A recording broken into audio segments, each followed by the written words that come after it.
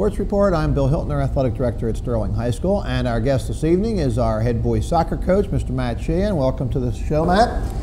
We're going to talk with Matt in just a second about this year's boys soccer team. Before we do that, let's take a quick look at what transpired this past weekend, really the first full weekend of fall sports here at Sterling High School and throughout South Jersey. Why don't we start with the boys soccer team, since they opened up with a 1-0, check that, 2-1 win over Woodbury on Friday afternoon. That makes them 1-0 on the young season. Girls soccer also defeated Woodbury Friday afternoon, however lost a non-league game to Pittman on Saturday, so they are now at 1-1 overall. Girls tennis had actually opened earlier in the week. They lost their opener to Audubon, bounced back with a nice win over Haddon Heights, so they are also at 1-1. Field hockey lost its opener to Woodbury, so they also stand 0-1 in the young season. And football, with a resounding 47-0 win over Haddon Township at home Friday night, is also 1-0 in the early stages of this fall sports season. So things are underway, and we'll really get into full swing this week. We'll talk about that a little bit later. Before we do that, though, let's get involved with boys soccer here a little bit. Again, Matt, welcome. Why don't we talk to the folks a little bit, Matt, about your background, because it's really interesting in terms of your playing career and your coaching career. You've had a lot of different opportunities and experiences. Why don't you tell the folks a little bit about it? Well, I'm a graduate of Sterling High School class of 1987, and you know, if you've been around Sterling, I think there was a Sheehan playing for Sterling from every year from 1971 or 1972 through 87. I got into coaching, actually had some injuries, got into coaching early. I started at Audubon and coached there for 3 years, varsity soccer. And then with my teaching career, I moved over to Gloucester City, taught and coached there for 8 years before coming to Sterling. This is my 3rd year now, 2nd year as a teacher, 3rd year as a coach. Okay, and if I'm not mistaken, going back to when you played at Sterling, weren't you part of the last Sterling team to win a Colonial Conference championship, right? Yeah, the group of guys I played with, I guess 1986, we won our conference. It was a group of guys that we grew up playing together, and we had a pretty good year. And I still, kind of tell the guys, we scored 80 goals and we let up 5. We were 17-3, and on that team, I got hurt in the last preseason game, and our sweeper, a guy named Mike Pearson, got hurt at about the 14th game. I think we only let up about 2 shots a game, so it was quite a team. I remember John Kennedy on that team, right? Mike Pearson. Who else was in that group? We had 5 guys that were all first-team All-South Jersey. It was John Kennedy, Mike Pearson, Gary Stiles, who had a South Jersey record for shutouts in a row at 15, Frank Gilmartin, Dave and Gary Montemuro. Dave Montemuro graduated the year before, but he was a first-team All-South Jersey guy, and Casey Kane was another first-team All-South Jersey guy. Where did the legendary Kevin Hanrahan fit in there? Was he part of that? He was a couple years younger than us. Oh, okay. He came along later. So Kevin really didn't win anything then. He may have grabbed a jacket or two, maybe from one of the guys that graduated. But okay, so you're in your 3rd season with our soccer program, even though you switched over as a teacher last year at Sterling. Your 2nd year here, right? Yes. How would you compare your coaching stops? You said Audubon and Gloucester, right? Mm-hmm. As opposed to your few years. Now you've had a chance to get a feel for Sterling and the Colonial and that sort of thing. How would you compare the different experiences? Well, the biggest difference is at Audubon and Gloucester, there was really no feeder program the years that I coached there. So it was more of a teaching, and not to say that Sterling isn't a teaching situation, but it was more of the teaching the fundamentals. We just tried to be competitive, whether if we just stayed in games, a 2-1 game or a 3-1 game, if we could stay competitive with some teams, maybe we could pull out a win here and there. And after a couple of years, we could develop some talent. Here, the kids are a little further developed in terms of their skill work, where we can work more of the tactics. And I think that we should be above 500 every year, maybe compete for a conference title, depending upon how quickly our team can come together. So the talent level seems to be much higher, at Sterling. And also having played in the conference, the conference, how teams, the style of play. I think that's an advantage that I have in terms of preparing the team, for each game. Okay, I'm sure, as most coaches do, when you finish up a season, the 02-03 season, the fall 02 season, and you start thinking forward, first thing you think about, I find anyway, is, well, geez, we got some things we need to replace, okay? So you start thinking about what the losses were, and in your case, there were some significant losses from that team last year, right? Yeah.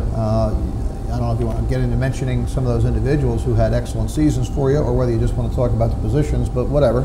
Well, in general, we lost 12 seniors, and anytime you have 12 seniors, you're going to lose a lot of leadership. And I knew we had a void to fill in terms of leadership. And it's not that one person could replace the 12. I thought as a team, we need the team to step up, and specifically our seniors to fill that leadership void. Individually, the biggest position that we had to replace is our goaltender. Tim Giacobbe was the starting goaltender for the last 3 years, and I believe he had about 9 shutouts last year. And he's at Rutgers Camden now. He's our starting keeper. So once we establish who can be our goaltender this year, I think we'll have a better chance at success. But they're the two holes that I saw, was leadership and goaltending. Okay, leadership. I've been hearing that all morning on WIP too. That seems to be a problem with the Eagles. Let's get into this year's team here for a second, Matt. I guess your first glimpse would have been over the summer months. I know you play in some summer type leagues, right? Mm-hmm. What sorts of impressions did you gather as you watched these guys in the summer leagues, and even into the first week or two of preseason, camp, August type practices? What were your first impressions? First impression was that we had a lot of enthusiastic kids who didn't actually know how to lead, and I knew that would take some time. We had a nice blend of some young kids who were very hardworking. Over time, though, I saw some improvement in the leadership and also the abilities of our younger kids. I actually had a parent call me up who was a parent of a freshman who was attending captain's practices, and he complimented our seniors on how well they treated our freshmen at our captain's practices. So I saw that as a step of growth in our leadership areas. And this year we have 3 sophomores on varsity who, anytime you're a first-year varsity player, you're going to bring a lot of enthusiasm to the game. And we could really use, we've needed their energy, and we really learned how to put that energy in a positive direction for our team. Okay. Not being a real soccer aficionado here, do you change style of play as a coach from year to year in soccer based on your talent pool? Like, for example, in basketball, some years we may push it down the floor a little quicker because we have a little more athletic players. Other years we may walk it up a little more half-court types. Does that happen in soccer or no? Yeah, it's a similar situation. If you're a small team, you want to play the ball on the ground, play at the feet is what they say, and sometimes they call it small ball, where you want to utilize your foot skills. If you have a big team, last year we had a combination team where we could play the ball in the air a lot, somewhat kick and run. But if you're strong in the air, that'll work for you. This year, I think we're more of a small ball team. We have a lot of skilled players who may not be, tall in stature, but they do have a soccer ability. So you do have to change and adapt year to year. We always like our defense will remain the same. It's a constant type thing where you want to deny the turn, you want to play kind of like an aggressive man-to-man. But offensively is where we can change depending upon our personnel. Okay, so if we're going to do this small ball thing, you're calling it, right? Okay. What areas, after maybe 2.5 weeks, 3 weeks of preseason practice and now 1 regular season game, what areas are you pleased with progress, let's say, over the first, I guess it's been almost a month now, right? Pretty much, yeah. First month or so. What areas are you pleased with? I'm really pleased with our team defense, and it's not like there's 4 fullbacks that you call your defense. It's 10 guys in front of your goalkeeper. So as a team defensively, we've played very strong in the preseason games, and when we let up 3 or 4 shots a game. In our first game against Woodbury, we let up 3, and they're not high percentage shots. I mean, these shots are outside the 18-yard line. So I'm really happy with how quickly our team defense has evolved and has performed. The areas we need to improve on, after our defense is finishing. The offensive third of the field is something that takes a little bit longer to find out where your team is at. And just the finishing itself is putting balls on net and having guys, look for the rebounds and the follow-ups, as well as goaltending. But as long as that team defense is there, we should be competitive in most games. Okay. And if there was an area that you felt at this point, let's just say it's an area of concern, an area in need of improvement, if you're going to take the step to be a competitive, conference possible contender, that kind of thing, what area would that be? I always talk to the kids about composure and discipline, and you can work all you want with the ball and conditioning and running, but until you're in a situation where maybe you can lose your cool a little bit at an official's call or the play of someone else on the other team or some bad play on your team, I think the composure thing is what sets the championship team aside, apart from the second place team, and I keep stressing that to our team. And we had a little bit of adversity on Friday's game, a 2-1 win. It was 2-0 until about 10 minutes ago. The other team scored, but the guys kept their composure. So I think if they learn composure and discipline and can stick to that throughout the year, maybe we can compete. Okay. Well, I know you want to mention some of the individuals that are performing nicely for us out there, whether you want to start with seniors or your captains or your offense, whatever. Why don't you just take it from there and you run with it. All right. Well, we returned, I think, 8 letter winners. Our captains are Matt Opperman. He was a third-team All-South Jersey performer last year at the forward position. Scott Kent is a 4-year varsity letter winner. He's like kind of a mainstay at our fullback position. And Andy Myers is a 4-year letter winner. He's our center halfback. So with those 3 captains, we have a lot of varsity experience, and also I'm seeing now a lot more leadership on the field. Along with the captains, we have senior Sean Kernan, who's a sweeper. We have Mike Goffredo at midfield, Mike Stipik at midfield, Jake Volman at forward. Justin Donaghy is one of our candidates for our goaltending situation. I'm hoping I'm not forgetting any of our seniors here. I think that may be it with our seniors. So, like I said, we have a nice core of seniors, and our 1 junior returning letter winner is John Corcoran. And again, with those guys, we have a nice mix of juniors and sophomore who are first-time varsity performers.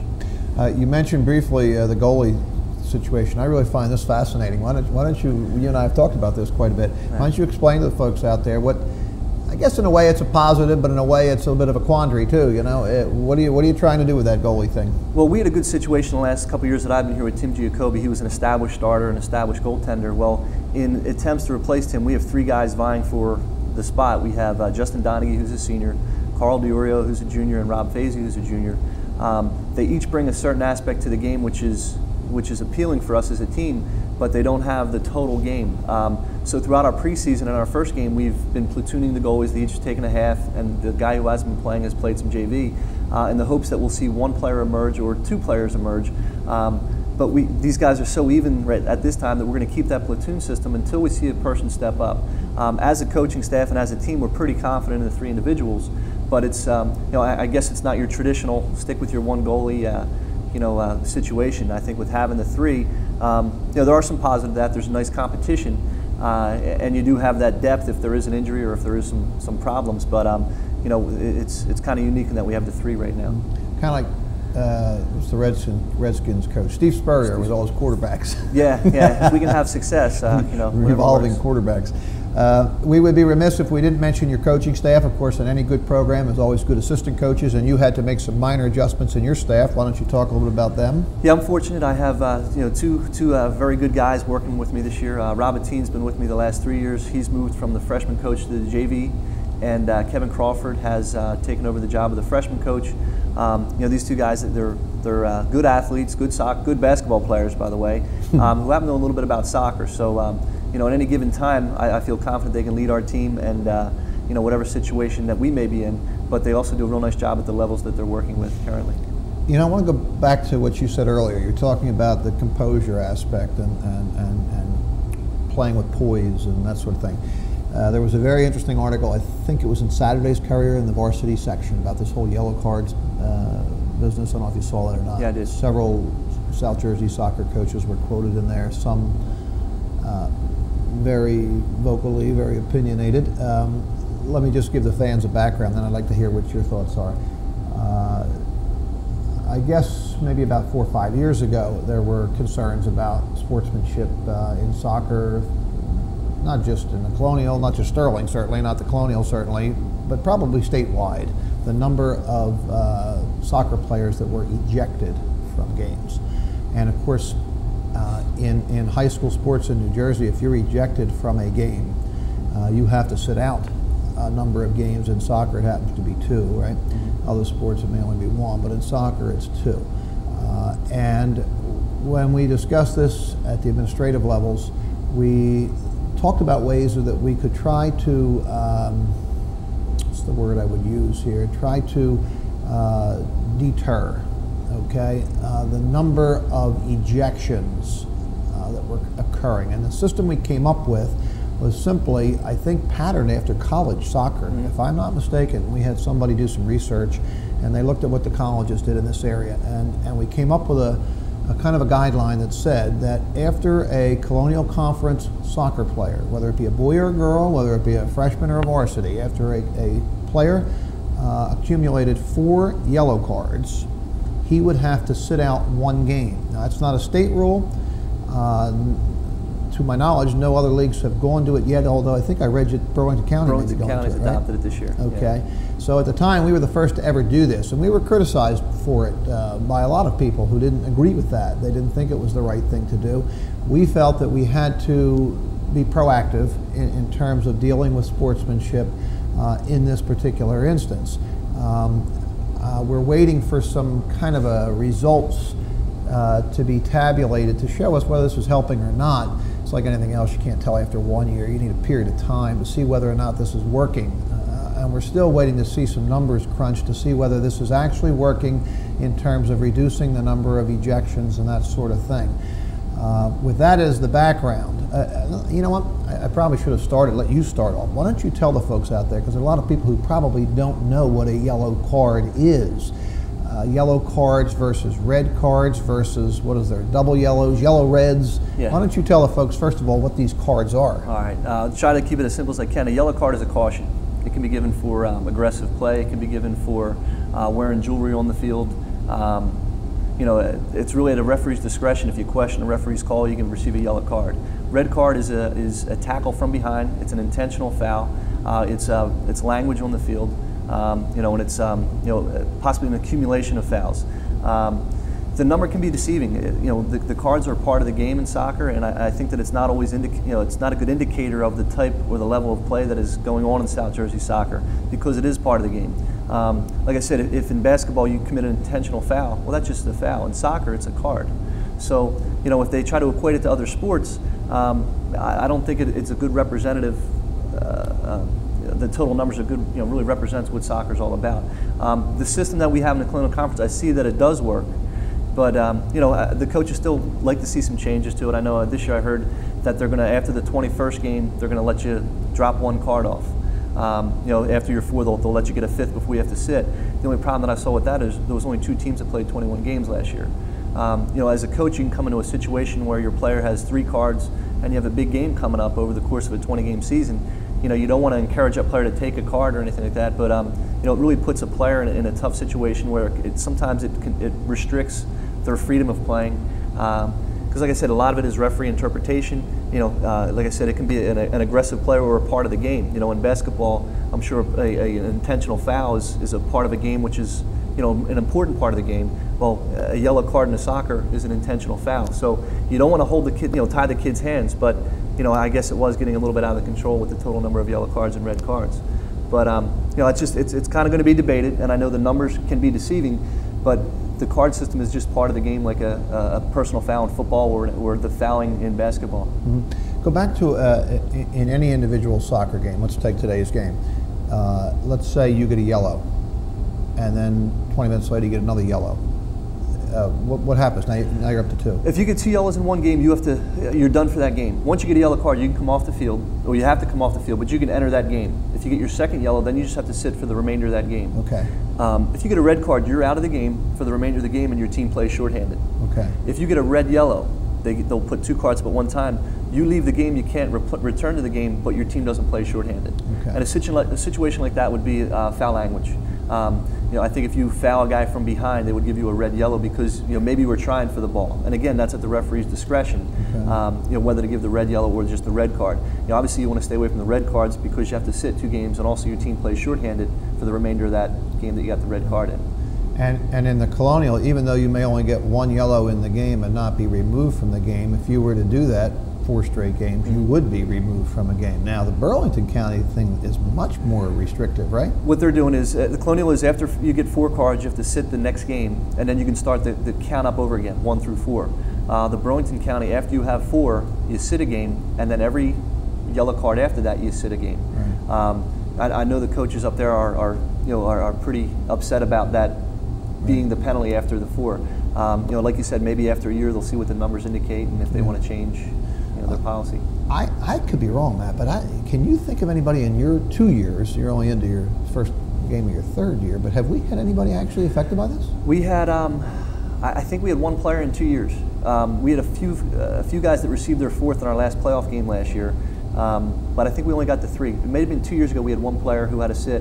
And like I said, as a coach, like I said, I stress discipline. If I see someone take a bad card, you know, where they're not doing what they're supposed to be doing, they're arguing with an official, which is never going to change a call, you know, that's a worthy call, or that's one that I'll kind of punish as well. But if it's something that's in the play of the game, that's something that's a good foul, you know, I'll get the players back in, and it just, let's move on. I'm not really going to talk to them about it too much. So there's a good card and a bad card in my book. Just out of curiosity, because it's certainly not my business, but the coaches that were so vocal in the newspaper the other day, I would like to think that they have pretty good control over their teams and that they don't have these problems. I know that a couple of coaches quoted, they have teams that go pretty far in the playoffs every year. And like I said, I think that kind of what upsets the coaches is that it's part of the game. You know, like I said, it's an intentional foul without the intent to injure that you could receive a yellow card on, and it's referee discretion. So I think that you know, these are guys that have been coaching for a while. They just hate to see a team or an individual penalized, you know, at the cost of something that's a part of the game. Mm-hmm. And as you've mentioned on a couple of occasions here, you know, officiating has to enter into it, and I don't mean by any way to infer that the officials are the problem here. I don't suggest that they are. I think that it's a combination of factors. I think it's in some cases coaches perhaps not having a tight enough rein over their players. In some cases it's just recalcitrant players who don't respond to coaching whatsoever. They're just problem-type athletes. And in some cases, maybe officiating. It's probably a little bit of all the above that has contributed. But we'd like to think that it's working, and I guess the numbers will tell us down the road whether it is or it isn't. But certainly, interesting discussion. That's for sure. All right, enough yellow card. Let's look around the conference here for a minute. Coming in, Matt, I guess anytime you start trying to assess the Colonial Conference, you probably have to start with Haddonfield, right? What are the prospects for the season here? Obviously, Haddonfield, they're the defending champion. I think 16 out of the last 17 years they've won the conference title. They're the favorite. Behind Haddonfield would be West Effort, Collingswood, and I think we would be grouped into that contender status. I think everybody lost a lot from last year. Haddonfield lost a goalie, they lost a lot of seniors, but what they bring back is I believe they're starting 4 defensemen and 2 midfielders. They just have a style of play that doesn't give you many chances. Now last year we had some success with Haddonfield. We tied them and beat them 1-0. So we'll see how quickly we can develop to maybe compete with Haddonfield, and hopefully when we meet up with them head-to-head, continue the success that we had last year. Mm-hmm. It's becoming old hat here to remind people out there, but I do it, I guess, just to make sure that we are in a little different situation now than we were for years there with the 2 divisions, right? We are now in the Liberty Division for soccer. Okay, it would be Sterling, Haddonfield, Collingswood, West Deptford, Audubon, and maybe one other. Haddon Township, maybe, or not? I think that's it. That's it. Okay. That's it. And then the smaller schools, the Group 1s, primarily make up the Patriot Division. And the way we structure it in soccer is you would play everybody in the Liberty twice, correct? Correct. And then you would cross over and play everybody in the Patriot once. Mm-hmm. And then, of course, pick up some non-league type games, right? So that's basically the schedule. So you're hoping then that our guys will solidify as the season wears on and maybe be in the mix here? Sure. Like I said, we have a lot of first-time varsity players. We have 3 sophomores who, you know, I'm really impressed with. Dom Giambanco, Cody Grunlock, and Mark Thompson have done a great job. Some of our juniors have really improved a lot this year. So depending upon how quickly we can establish our goaltending and our new players get adjusted to the varsity speed and the varsity level of play, I think that we can be, well, I know that we'll be a better team at the end of the year than we are right now. And whether or not that equates to a conference title, we'll see. I just hope we compete for it.